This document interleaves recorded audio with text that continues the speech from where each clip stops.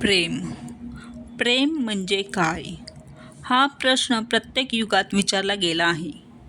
प्रेम हे केवळ आकर्षण, हाव किंवा स्वार्थ नाही, तर समर्पण, त्याग आणि निस्वार्थ भावना यांचं सुंदर मिश्रण आहे.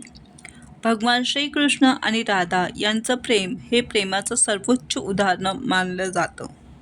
त्यांच्या प्रेमात देहापेक्षा आत्म्याचं नातं अधिक महत्त्वाचं होतं. ते प्रेम बंधनात अडकलेलं नव्हतं, अपेक्षांनी भरलेलं नव्हतं. ते मुक्त होतं, पवित्र होतं आणि अध्यात्माशी जोडलेलं होतं. राधा म्हणजे भक्ती आणि श्रीकृष्ण परमात्मा. त्यांचं प्रेम म्हणजे आत्म्याचं ईश्वराशी असलेलं नातं. आजच्या कलियुगात प्रेमाचं स्वरूप बऱ्याच प्रमाणात बदललेलं दिसतं.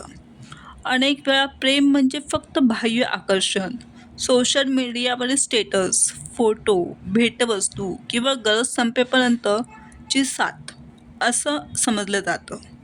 अपेक्षा, संशय, अहंकार आणि स्वार्थ यामुळे आजचं प्रेम अनेकदा अस्थिर ठरतं. सोबत असताना मला काय मिळतं याचा विचार जास्त आणि मी काय देऊ शकतो याचा विचार कमी दिसतो.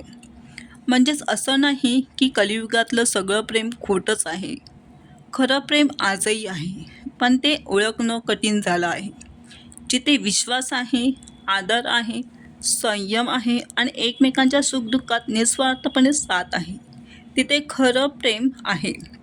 आणि जिथे फक्त गरज, हौस किंवा स्वार्थ आहे, तिथे प्रेमाचं नाव असलेलं तरी ते टिकत नाही. म्हणून प्रेम युगावर अवलंबून नसतं, तर माणसांच्या मनावर अवलंबून असतं. राधाकृष्णाचं प्रेम आपल्याला शिकवतं की प्रेम हे मिळवण्याचं नाही, तर देण्याचं आणि समजून घेण्याचं असतं. श्री स्वामी समर्थ.